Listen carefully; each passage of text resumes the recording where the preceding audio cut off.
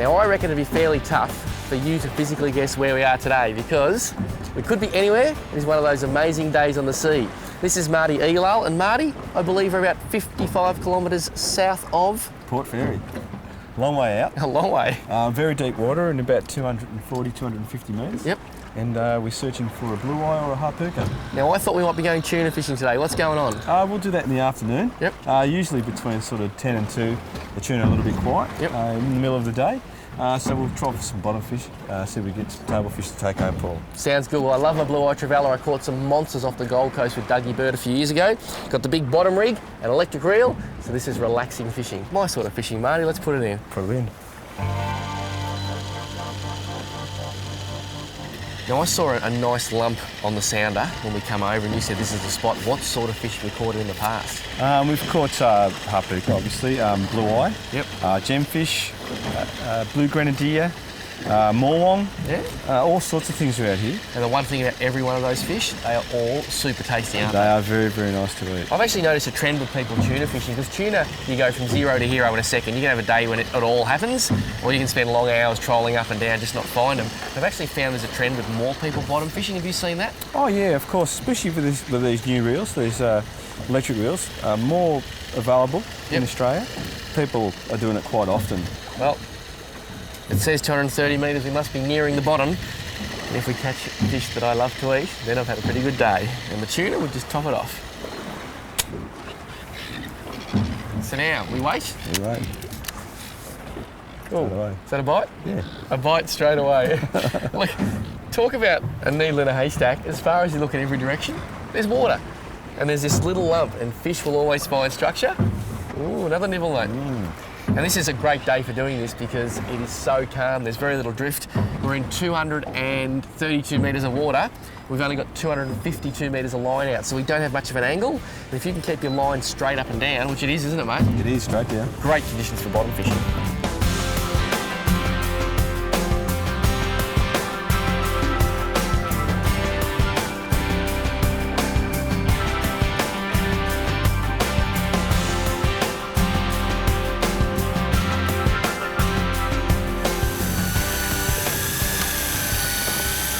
Marty, we have action. We have action. Yep, we've got something on here. It's a bit of weight, a lot of head shakes. And that breeze has picked up a little too, hasn't it? It has, just a little bit. Temperature's come down. Actually, a good thing the breeze has picked up because with the breeze, this gives us enough drift. Before we're just sitting on the one spot, which is pretty hard to believe. I'm getting a bite here too. And I've got a fish, because silly me just thought, oh look, electric reel, electric, smectric. I went for the Stella, but it's a long way to the top if you want to rock and roll. And I have weight. Oh no! Seen about half an hour. It's gonna hurt. Oh, some weight here. That's some nice weight here. And I was wishing and hoping and praying there's got to be a plug somewhere to plug in the Stella, because this is hard. You seem to be doing it pretty easy, mate. Yeah, I'm just sitting back relaxing, Paul.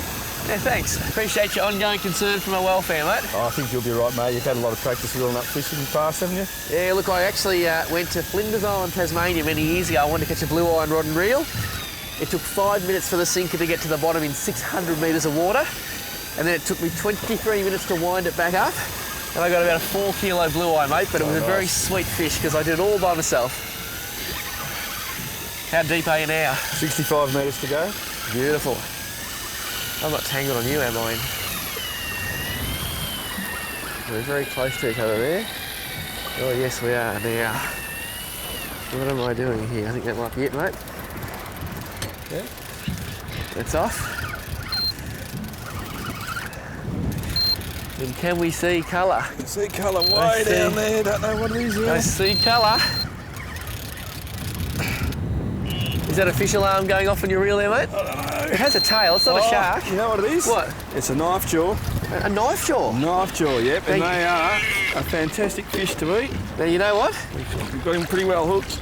I've This is a never, beautiful fish. ever had a knife jaw on IFISH. In fact, I've never seen a knife jaw until right now. That's good eating, is it? They are fantastic. No. Very, very nice to eat. You can see why he's called a knife jaw, because of his teeth set up. Yep. They're similar to parrotfish. Their teeth are fused. Yep. You only really get him in the deep water, anything over sort of 100 metres or so. Yep. And they are very, very nice fish to eat. They're sort of like a sweep on steroids. Nice. Well, I might have a knife jaw on my rod, so I better get back to it. Look at that little tail waving there. He's saying, "Hi, it's very light up here. Thanks for enlightening me." Another knife jaw, a species I've never seen before. Very, very nice. Well, Marty, I can see there's still a fish there. There is a fish And there, guess mate. what? I'm going to tell you something. I know you're the local, but you don't get many of these around here. This Marty's a knife jaw, and I've done a lot of fishing in my life. I've only ever seen one in the past. Oh, there you go. And that was about a minute ago. Look at that. He's a beautiful fish, isn't He's he? a lovely fish. You can really see the teeth on this one are a lot sharper than the other. Oh, look at that. They look like a parrot's beak. don't Yeah, they? it does. It looks like a cockatoo. Yeah. That is insane. Also a bit like a zebrafish in its big stripes, or Yeah, a that's boarfish. right. Yeah, like a boarfish, yeah. And you're saying these are a highly prized fish around local people in Port Fairy? Definitely are. Really seen a lot between Port Fairy and Port Macdonald. Yep. We do catch a lot of these sort of just on the edge of the shelf. Excellent. Where we are now, so. Well, you don't put them back because they taste sensational, and they wouldn't like the journey back anyway, but they're going to like the journey to our frying pan. We've got the mark on the GPS. We're going to go back and we're going to see if we can find some more bottom dwellers, because that is pretty cool.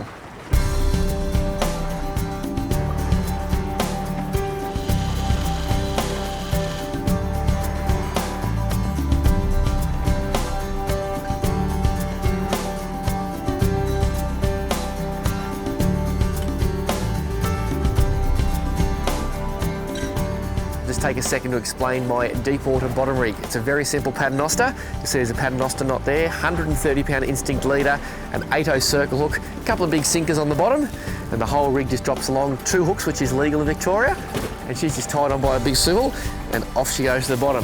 Nothing too fancy. Agriculture works just fine.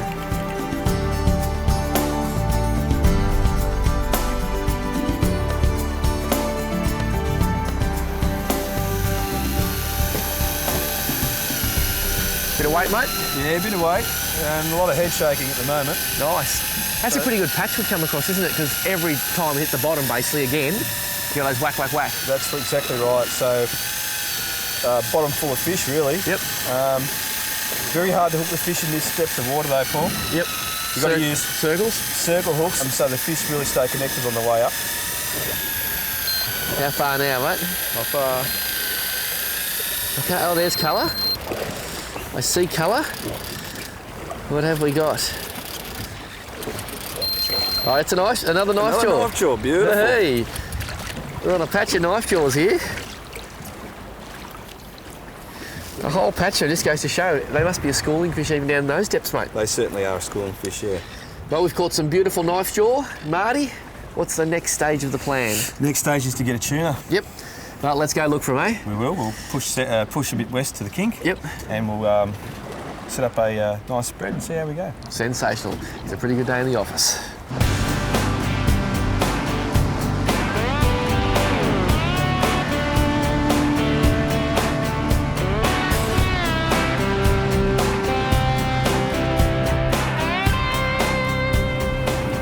Well, have you ever heard that saying, busier than Burke Street?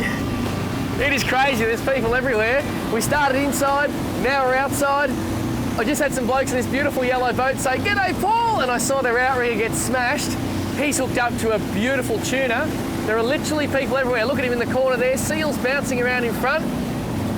Every time we should have zagged today, we've zigged, and when we should have zigged, we've zagged. But we're not giving up. There's fish here, I've seen a few hooked, and they are monsters. This joint is insane.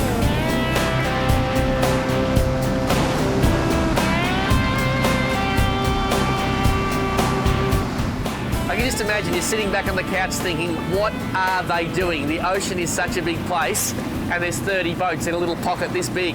It's because the krill is pushing right up into 50 metres of water here. The baitfish are coming to eat the krill and the big bluefin are coming to eat the baitfish.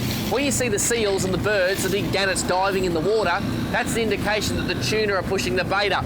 So when the boats see that, they all converge and you get some of the crazy scenes that we've seen.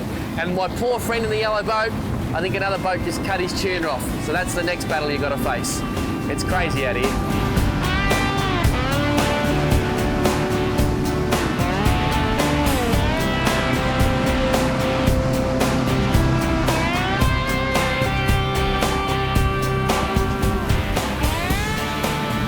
it's pretty safe to say, Marty, that the big tuna have eluded us today. That's right, Paul, they have. It's hard work. That's why they're such special fish, because you can't just come out here and get one every day. But those knife jaw, never seen one before in my life, and you reckon you go all the way to the shelf just to catch one? Oh, definitely. They're beautiful in the pan, Paul. I look forward to eating those jobs tonight. Sensational. Well, Marty can cook me knife jaw. Time for us to go. I'm a hungry man. Cheers, mate.